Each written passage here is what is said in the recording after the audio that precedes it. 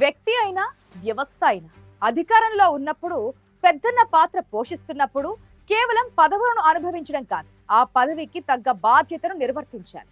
కానీ సరైన సమయంలో సరైన నిర్ణయం తీసుకోకపోతే ఆ నిర్లక్ష్యం ఎలాంటి తీవ్ర పరిణామాలకు దారితీస్తుందో తెలుసా? ఆ ప్రభావం ఎంత ఘోరంగా ఉంటుందో చెప్పడానికి చరిత్రలో కొన్ని సజీవ సాక్ష్యాలు కూడా ఉన్నాయి.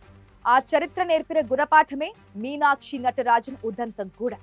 నాడు మీనాక్షి నటరాజన్ నామినేషన్ తిరస్కరణకు గురైన ఉదంతం కేవలం ఒక సాంకేతిక పొరపాటో లేక ఒక వ్యక్తిగత వైఫల్యమో కాదు. అది వ్యవస్థ నడిపే పెద్దల నిర్లక్ష్యానికి పరాకాష్ట. కాలయాపన అనేది ఒక నాయకత్వాన్ని ఎలా నిలువునా ముంచేస్తుందో చెప్పడానికి అదొక సజీవ సాక్ష్యం. ఈ పరిణామం ఇవాళ అన్ని రాజకీయ పార్టీలకు ఒక హెచ్చరిక. తాము ఎప్పటికీ సురక్షితమే అని భావించే సీనియర్ల అహంకారానికి, ఉదాసీనతకు కాలం నేర్పిన ఒక బలమైన గుణపాఠం.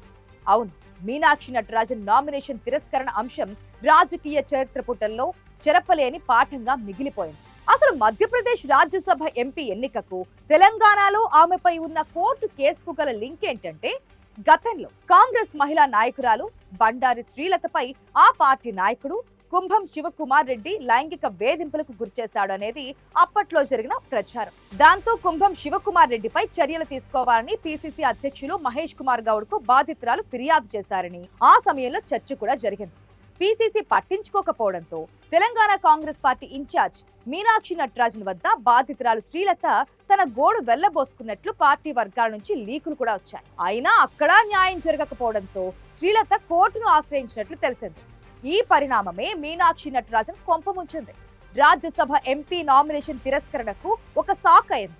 ఓ విధంగా చెప్పాలంటే మీనాక్షి నటరాజన్ టెక్నికల్ గా దొరికిపోయింది.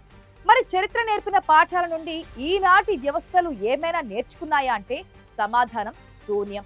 నాడు బండారు శ్రీలత తనకు జరిగిన లైంగిక వేధింపులపై గొంతెత్తితే అప్పటి పిసిసి నాయకత్వం గాని, తెలంగాణ కాంగ్రెస్ ఇన్ఛార్జ్ గాని స్పందించిన తీరే ఇప్పుడు మీనాక్షి నటరాజన్ భారీ మూల్యం చెల్లించుకునేలా చేసింది. ఒక మహిళా నాయకురాలు తనకు అన్యాయం జరిగిందని, వ్యవస్థలో వేధింపులు ఎదుర్కొంటున్నారని ఆవేదనతో మొరపెట్టుకుంటే పెద్దన్న పాత్ర పోషించాల్సిన వారు కళ్ళు మూసుకున్నారు, చెవులు మూసుకున్నారు. నాడు ఆ పీఠాలపై కూర్చున్న పెద్దలు తీసుకోవాల్సిన నిర్ణయం తీసుకోకపోవడం, ఒక నిర్ణయం అనే వైఖరి బాధితురాలి ఆత్మగౌరవాన్ని గాయపరిచింది, వ్యవస్థపై నమ్మకం కోల్పోయేలా చేసింది. న్యాయం చేయాల్సిన స్థానంలో ఉన్నవారే నిమ్మకు నీరెత్తినట్లు కూర్చుంటే ఇక సామాన్య కార్యకర్తలకు, మహిళలకు ఈ వ్యవస్థలపై నమ్మకం ఎలా ఉంటుంది అనేది బాధితురాలి ఆవేదన. సమయం ఎప్పుడూ ఒకేలా ఉండదు. నాడు పెద్దల పాత్రలో ప్రదర్శించిన నిర్లక్ష్యం, చూపిన ఉదాసీనత ఇవాళ ఒక చేదు నిజంగా సమాజం ముందు నిల్చునేలా చేస్తుంది. సరైన సమయంలో స్పందించని ఏ నాయకత్వమైనా, ఏ వ్యవస్థ అయినా కాలగర్భంలో కలిసిపోవాల్సిందే అనడానికి ఈ ఘటన ఒక ఉదాహరణ అనుకోవచ్చు. అన్యాయాన్ని చూస్తూ మౌనంగా ఉండే పెద్దన్న పాత్రలు ఏనాటికైనా చరిత్ర ముందు దోషులుగా నిలబడక తప్పదనడానికి ఇది సంకేతమని చెప్పుకోవచ్చు. కొందరు కొన్ని కేసుల్లో చట్టం నుంచి తప్పించుకోవచ్చు, కానీ కాలం రాసిన తీర్పు ఇంకొందరిని దోషులుగా ప్రజల ముందు నిలబెడుతుంది అనడానికి కూడా తెలంగాణ కాంగ్రెస్ పార్టీ ఇన్ఛార్జ్ మీనాక్షి నటరాజన్ ఉదంతం ఒక నిదర్శనం.